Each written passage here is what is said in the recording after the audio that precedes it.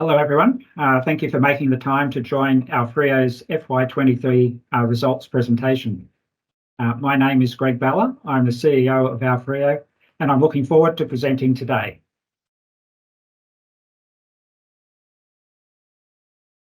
Please note the safe harbour statement on the screen. I will give you a minute to read the statement.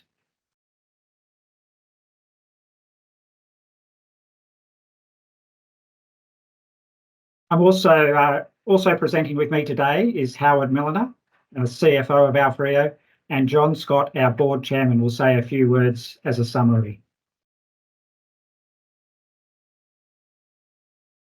The agenda for today's session is on the screen. We are going to provide some context for the FY23 year, a business update highlighting the progress we've made against our business strategy, and then discuss our FY24 outlook. At the end of the session, we'll have time for questions. So if you have any questions, please press the Q&A tab at the top of your screen and type your question at any time. So just a reminder, if you want to ask a question, just click on the Q&A tab at the top of the screen and type your question, and we'll get to those at the end of the session. Now I'm going to hand over to Howard to provide some context for the FY23 results.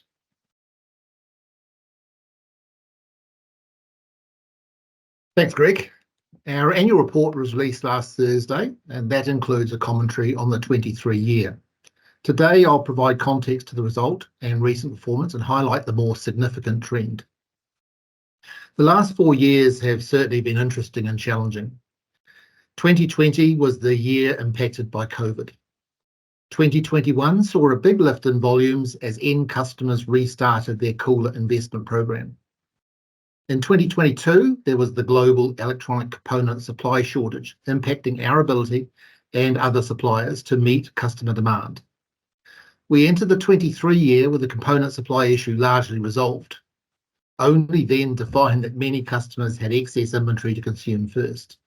As an example, our biggest motor customer advised us in January that they would be purchasing 5 fewer containers in 2023. Other customers said their demand would also be less than FY22. Demand began to increase in the second half. Our view is that COVID has delayed our growth by 3 years.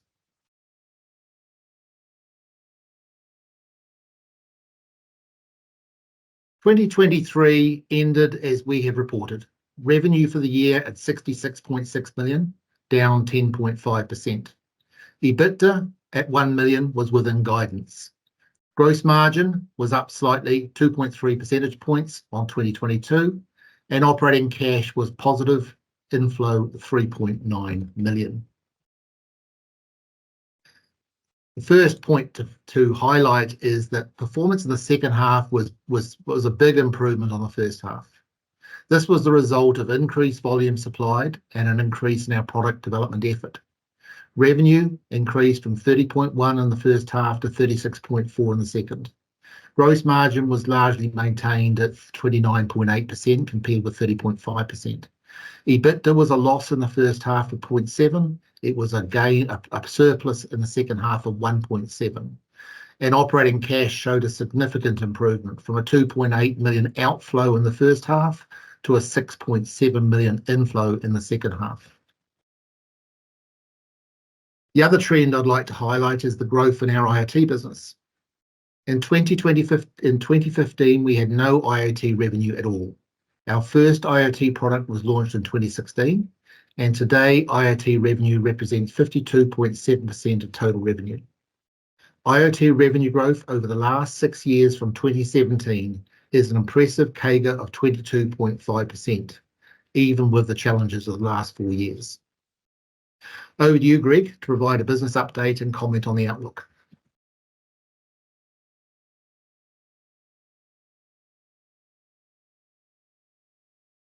Let's go back to the previous slide. We're now going to spend some time discussing what AoFrio is focused on in FY24. And as part of that, I would like to represent the slide we discussed at the analyst briefing and the ASM in May last year.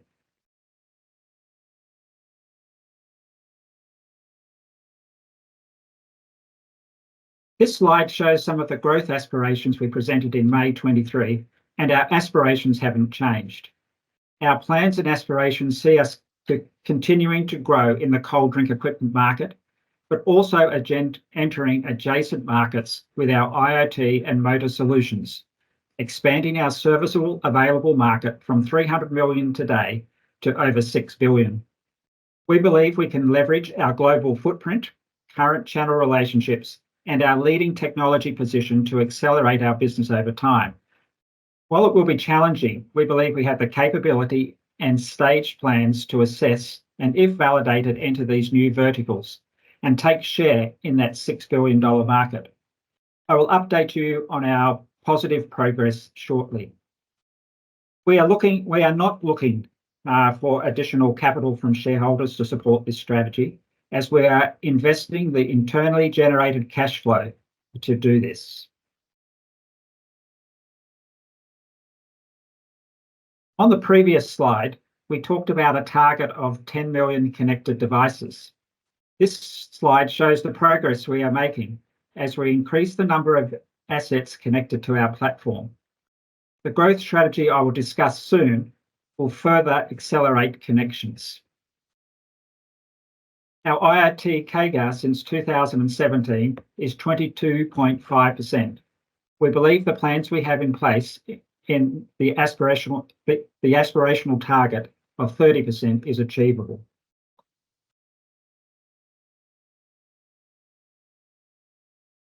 Now I'm going to talk to you about our growth plans and our approach. Looking forward, we are focused on protecting and growing our core business, the cold drink equipment business. The new geographies we are focused on are the US and Europe, and our new gateway, Network Pro One, has allowed us to enter these markets. I will talk more about this on the next slide. Our current solution offering allows us to address certain types of assets, and we are investigating the value of expanding the range of assets we can connect. This would add significant value to customers, as it would allow them to go to one place to gain insights into their complete fleet. In May, we discussed that we were evaluating the food service and retail markets as a potential adjacent market. We have since commenced developing a solution for that market, and I'll give you an update on our progress. The graph on the right-hand side shows the changing focus of the product and engineering team. The team had spent 18 months focused on supporting existing products due to their electronic component shortages, as we have previously discussed, but are now focused on new product development, supporting growth initiatives. I'm now going to highlight some of our new product and market development activities that will impact FY24. Firstly, our ECR2 26-watt motor. This new motor is a higher powered motor. It has been designed for use in larger supermarket and large bottle cooler applications. We have several customer trials underway and are currently finalising compliance and certification requirements. Production ramp-up is expected by the end of Q1 24. The Network Pro One is part of our US and Europe market entry strategy for IoT. AoFrio launched Network Pro One in October 2023. This is a new variant of the Network Pro family and is a single cooler cellular connected gateway. It is installed as part of the cooler manufacturing process. While the original Network Pro has proven effective at activating stores with multiple coolers, the Network Pro One is targeted as a cost-effective new build solution for single coolers. This new option has been well received by customers, with trials underway across 13 OEM and bottlers, primarily in North America. We received our first order for Network Pro One in December 2023. As part of our Network Pro One launch, AoFrio introduced the capability to change cooler parameters settings remotely via the web. This remote asset management offers significant benefits to customers looking to optimize their fleet energy consumption by allowing the remote energy change of seasonal energy parameters across the fleet. AoFrio plans to extend this capability in 2024 to further manage, adjust, and report on energy saving and carbon reduction usage. Energy efficiency has rapidly increased in importance for our customers, with most now having large energy reduction targets in place for their cooler fleets. We presented a proposed solution to the Beer Coalition in October 23. The solution we presented combined our complete technology stack, including an SCS controller, high efficiency motors ECR2, Network Pro, and our platform to deliver an estimated 54% energy reduction. This solution will require us to develop new functionality, which we had in pilot at the time of the presentation. There has been significant interest in our solution, and we are looking forward to launching this formally, this integrated solution called AoFrio Inside this year.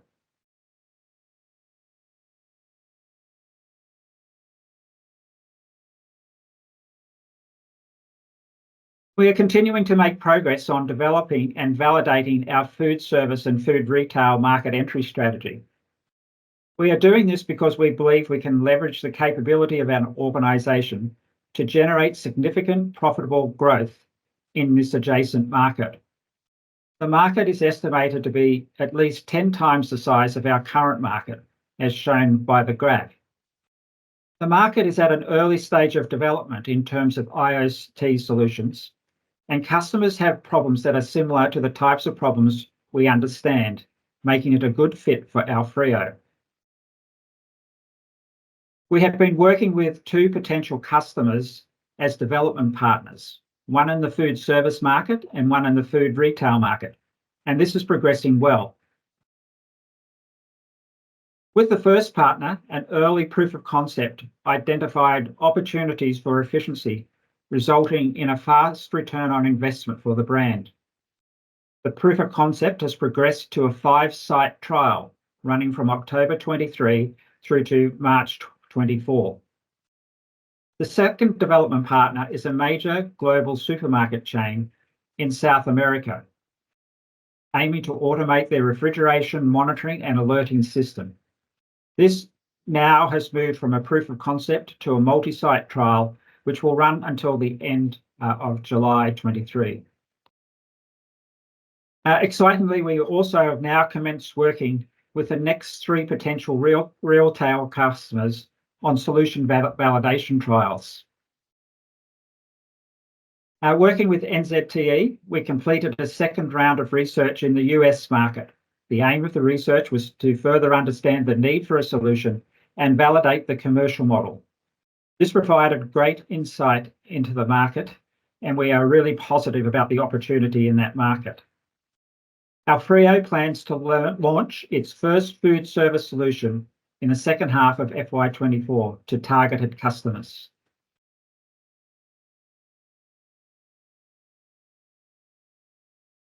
In these presentations, we spent a lot of time talking about our hardware part of our solution, which is represented by the top left-hand box of the slide labelled services. But it is only one part of our technology platform. While our hardware is high quality, rich in functionality, and a key part of our solution, it is the software solution that brings it to life and what our customers use and value to manage their fleets of coolers. The technology used as part of delivering this software solution is represented by the other parts of this diagram. We have been spending time modernising this platform to reduce cost, increase speed to market, improve interoperability, and improve resilience of the platform.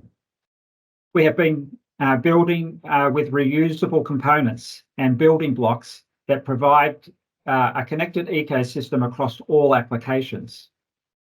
Modernising the platform also allows for easier adoption of new technology like machine learning and AI. This diagram will looked very different 2 years ago. We have invested in modernising the platform, and with rapid technology change, it will continue to evolve rapidly.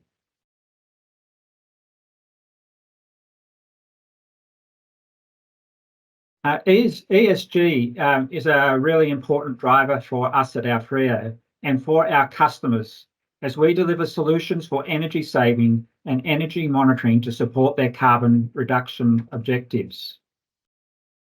In early FY23, AoFrio completed a review of its ESG framework and created a plan to continue to improve performance and effectiveness. As noted on the slide, we completed the updating of the board and committee charters to clarify roles and responsibility. Current policies have been updated and new policies implemented, including a sustainability policy and a modern slavery statement. In FY24, we will establish baselines for reporting and target setting. We'll also commence integrating product circularity concepts into the product development process. During the year, we undertook recertification of our ESG systems and process through an independent global body, EcoVadis, and we were awarded a bronze medal, which puts us in the top 35% of companies assessed. There are 130,000 companies assessed across 4 categories: their environment, ethics, labour and human rights, and sustainable procurement.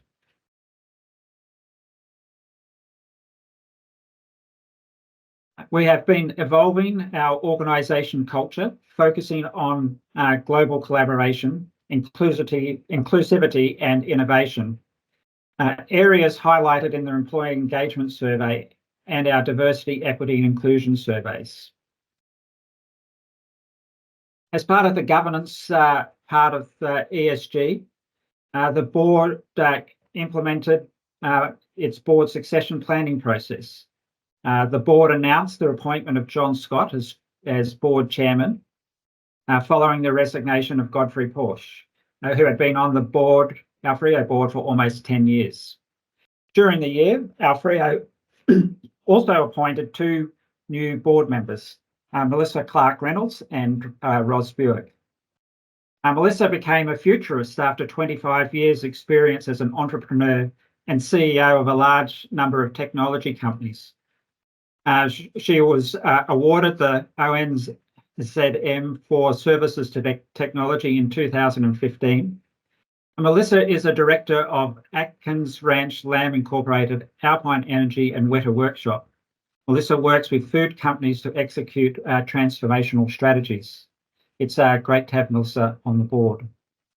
Ros has 27 years of experience leading businesses that digitally transform industries via innovative workflow re-engineering and automation across hardware, SaaS and software platforms. A catalyst for change, she has consistently scaled growth via synergistic product and go-to-market strategies across agriculture, architecture, engineering and construction, geospatial, property and land management organisations. Previously, Ros was the Senior Vice President at Oracle and Trimble Incorporated, leading global businesses. She is now an independent consultant and board director on technology, research and construction companies in the ANZ region and the Americas. Again, it's great to have Ros on the board.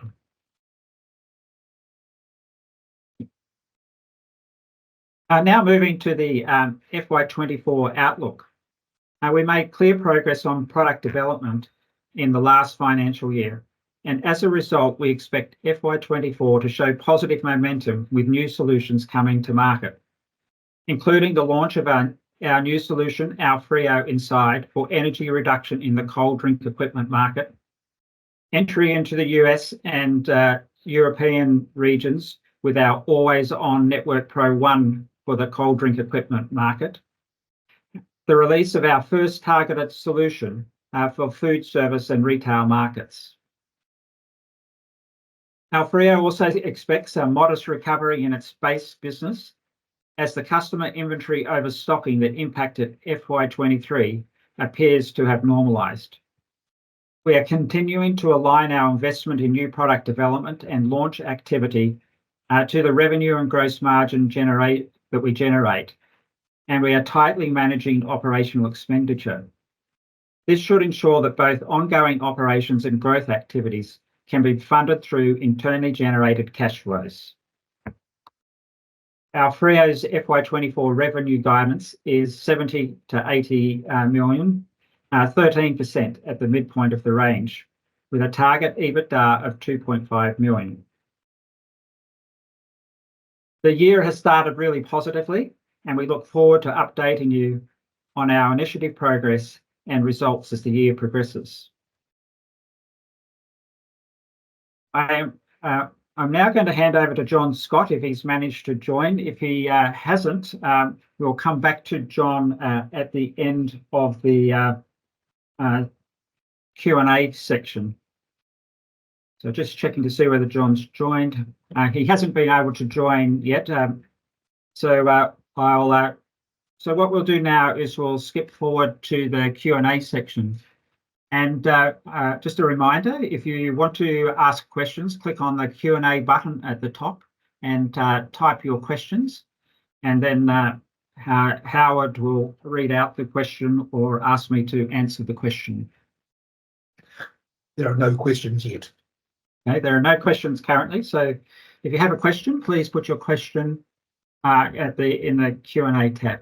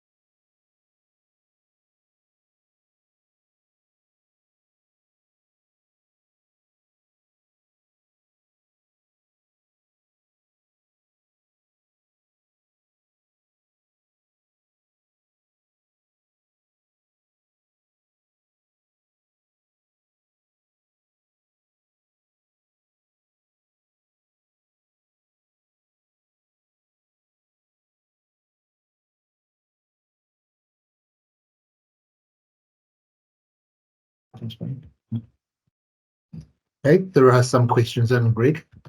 First question, can you tell us something about your competition? Yeah, so in the cold drinker equipment market, obviously there is competition. We have competition both from a hardware perspective and a software perspective. We don't have any competitors who provide both a hardware solution and a software solution globally like we do. We certainly have regional competition, particularly in South America. We have a competitor, and in Europe we have a competitor for hardware. Overall, we have about 25% share of the market and continuing to grow that share. But certainly there is, like I say, regional competition for our solutions in the cold drink equipment market. Second question, what is the value per Pro 1 unit? I guess the answer to that is that we sell the Network Pro currently as a bundle of products. It includes one of our controllers, the network device, an insights plan, a SIM card, and a data connection. Currently for around $100 is the price. It depends on who the customer is and how powerful they are, but that is the pricing.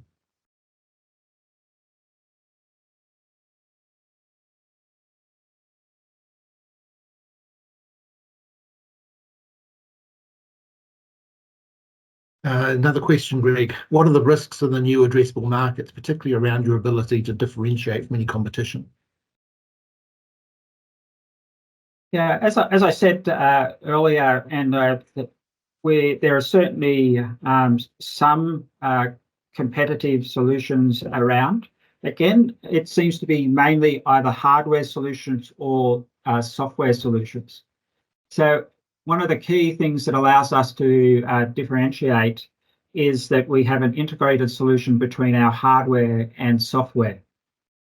We also have a significant global footprint. And what we find with starting up an IoT solution, one of the key things that customers need to get value from the IoT solution is local support. And again, that's one of the reasons we feel that we have a high share in the cold drink equipment market. And we also feel that that will be a key differentiator for us in this market, is the fact that we have regional support who can help customers with onboarding and getting up and getting value from the solution. So I guess there's two things that help us from that perspective. One is the fact that we provide a complete solution, both hardware and software. And the second one is the strong local support that we are able to provide to big customers onboarding. Further question. 2023 guidance was for 30% growth from revenue of 74 million. Accepting that overstocking meant that 2023 didn't achieve this, why is the outlook for 24 not close to the 95 million or so that you were forecasting last year?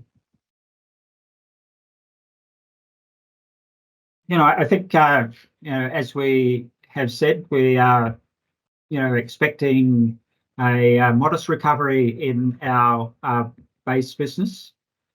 We are still watching and monitoring the impacts of inventory at customers, but also the impact of macroeconomic events, as the war in Europe, for example, is having a significant impact, as is the still uncertainty around whether we're recessionary or not recessionary is having an impact. So we are, as stated, we're expecting growth to our revenue to be between 70 and 80 million. But I think the other thing that has impacted us is, we spent considerable time on investing in our existing products to ensure they were available for customers, and didn't get around to launching the new products that we expected to launch. And so certainly that has delayed the growth ramp up that we were expecting. Further question. What is the anticipated increase in staff numbers across 2024? Yeah, so we have budgeted, like we did last year, for an increase in staff. But the increase in staffing is connected to the revenue that we generate. So we'll progressively add staff through the year to support growth if we can support it from a cash flow generation perspective. So we're really controlling the rate at which we increase staff linked to the progress that we're making.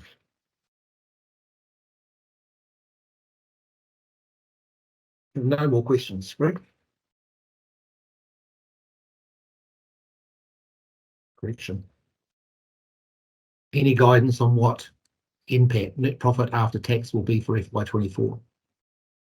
We haven't provided guidance.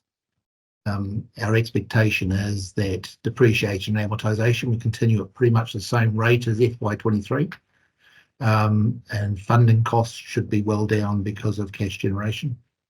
And taxes is a bit of a non-issue for us, as we have tax losses available in all our key markets, but no guidance has been provided to this time.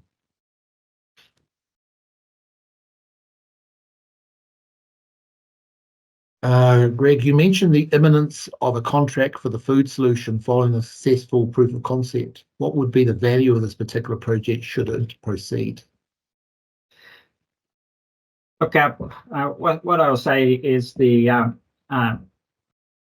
customers that we are working with in both of those pilots that we have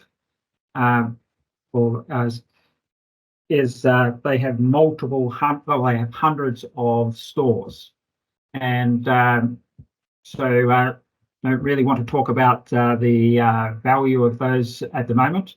But our teams are focused on getting through the site trials, making sure they're successful.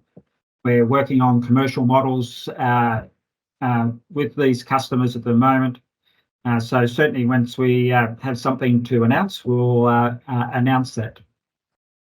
But these are large customers with many, many sites to connect.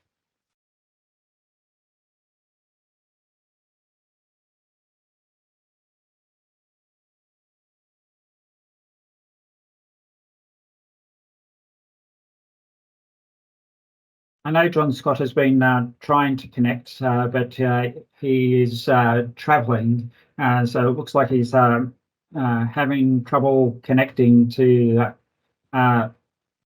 the system. There's a further question, Greg. Is forecast 2.5 million EBITDA a floor above which planned additional OPEX can occur to support growth? Yes, that is the intention. The intention is that we continue to invest. We see that there are significant opportunities for us to grow.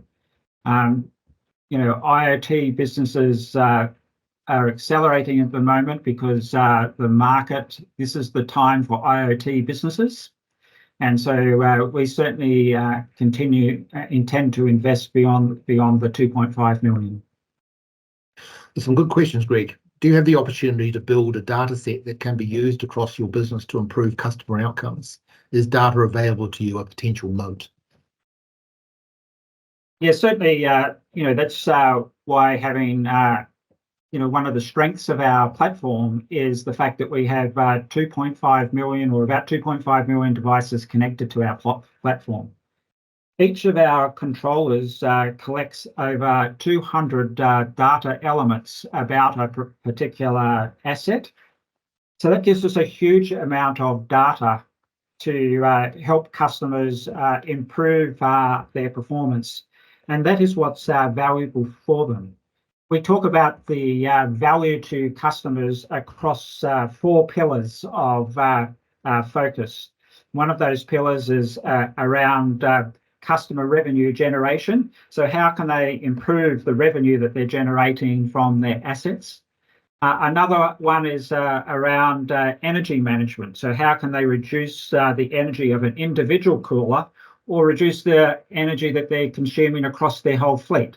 So that's another pillar.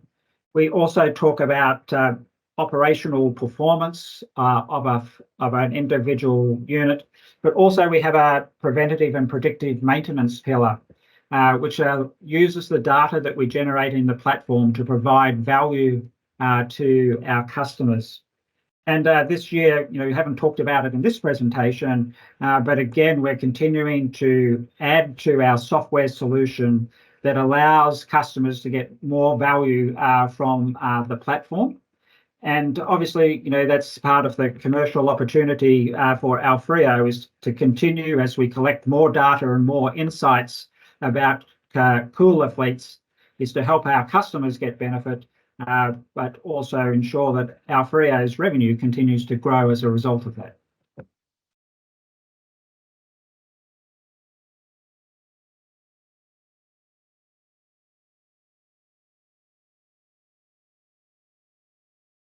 I don't think there's any more questions.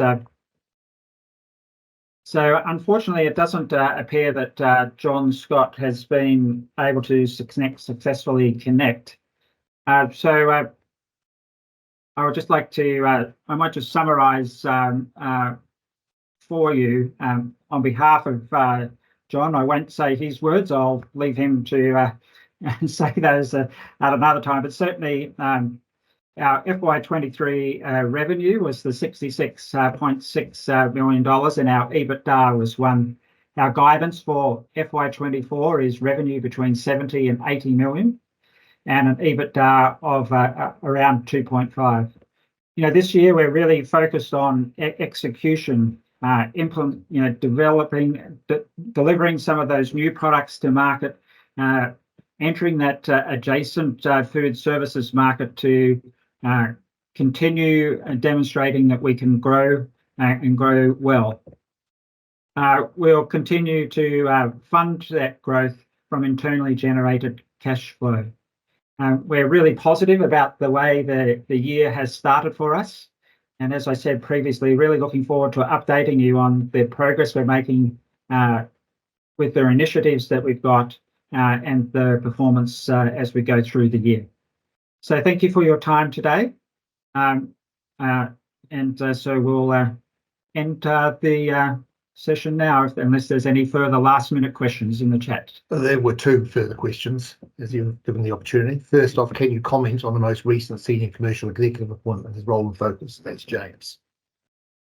Yes, so James Rice is an executive who has significant global sales leadership experience. He's had particular experience leading organisations that have had a big software component part of their organisations, or a SaaS platform. So we've been really looking at ways to strengthen our organisation around selling our software solution and delivering value to the organisation and our shareholders as a consequence. So James brings significant experience in, like I say, in this type of sales leadership, and we're really looking forward to seeing the impact that he can have for us. And the final question: are we using the data collected, and do we charge for it? And what is the benefit of AI to us? Yeah, so certainly we do use the data that we collect. Obviously, it's the customer's data, but we use it and commercialise the use of the data through our recurring revenue component of our solution. But we also have plans to increase that, and again, that sort of connects a little bit to the appointment of the James Rice position to really leverage the opportunity for growth from the data in our platform and software recurring revenue. In terms of AI, as I discussed, we're certainly at the early stages of doing the work that we need to make sure our platform is set up to take advantage of the technology from a machine learning and AI perspective. We do have some specialists on our team now that are data scientists and so on, that have the expertise to leverage data in the create algorithms and so on to take advantage of the evolving technology that's machine learning and AI. And certainly we are at early stages of developing solutions, particularly around predictive maintenance, that we intend to commercialise as we go forward using machine learning and AI. But we're at early stages. But like I say, there's a lot of work to ensure that your data structures and the technology that you have allows you to take advantage of that type of technology. But we are investing to make sure that we're learning and developing our capability in that area.